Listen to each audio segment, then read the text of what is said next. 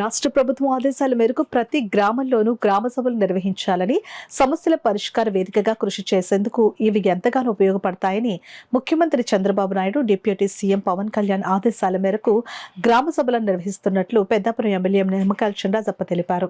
సామర్లకోట మండలం పనసపాడు గ్రామంలో సర్పంచ్ చీకట్ల వెంకటేష్ ఆధ్వర్యంలో పంచాయతీ దగ్గర గ్రామ సభ నిర్వహించారు. ఈ గ్రామ సభకి ముఖ్య అతిథిగా పెద్దాపురం శాసనసభ్యులు నిమ్మకాయల చినరాజప్ప పాల్గొన్నారు.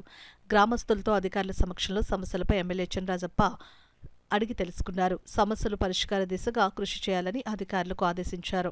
అనంతరం ఎమ్మెల్యే నిమ్మకాయల చినరాజప్ప మీడియాతో మాట్లాడుతూ, కూటమి ప్రభుత్వం అధికారంలోకి వచ్చాక పెద్దాపురం నియోజకవర్గంలో అభివృద్ధికి సుమారు 20 కోట్ల రూపాయల నియోజకవర్గానికి వెచ్చించామని, ప్రతి గ్రామంలోని సిమెంట్ రోడ్లు, త్రాగునీరు ఎక్కడ ఇబ్బందులు లేకుండా చూస్తామని, గ్రామ సభల వల్ల గ్రామాల అభివృద్ధి జరుగుతుందని, ప్రజలు సంతోషంగా ఉన్నారని ఆయన తెలియజేశారు. అలాగే వ్యక్తిగత సమస్యలు 2, రెవెన్యూ సమస్యలు 2 వచ్చాయని, పరిష్కార దిశగా కృషి చేస్తారని ఎమ్మెల్యే నిమ్మకాయల చినరాజప్ప తెలియజేశారు. కార్యక్రమంలో అధికారులు, కూటమి నాయకులు, గ్రామస్తులు పెద్ద ఎత్తున పాల్గొన్నారు.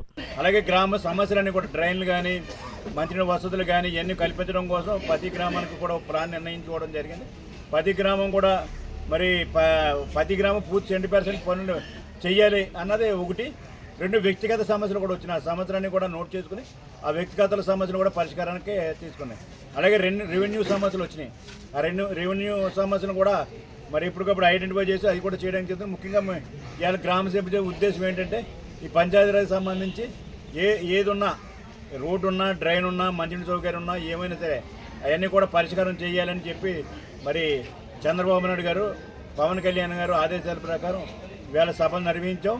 రేపు నుంచే పని ప్రారంభించమని చెప్పడం జరిగింది.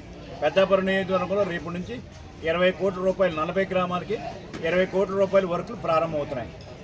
దాని శుభశోషం. ఎందుకంటే ఇలా ఈ 5 సంవత్సరాలుగా ఒక్క రోడ్డు వేయలేదు, ఒక్క డ్రైన్ కట్టలేదు.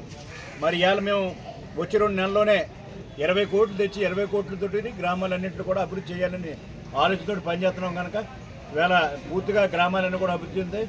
ఈ కూటమి ప్రభుత్వంలో మరి ప్రజల సమస్యలు పరిష్కారం జరుగుతాయని చెప్పి తెలియాలి.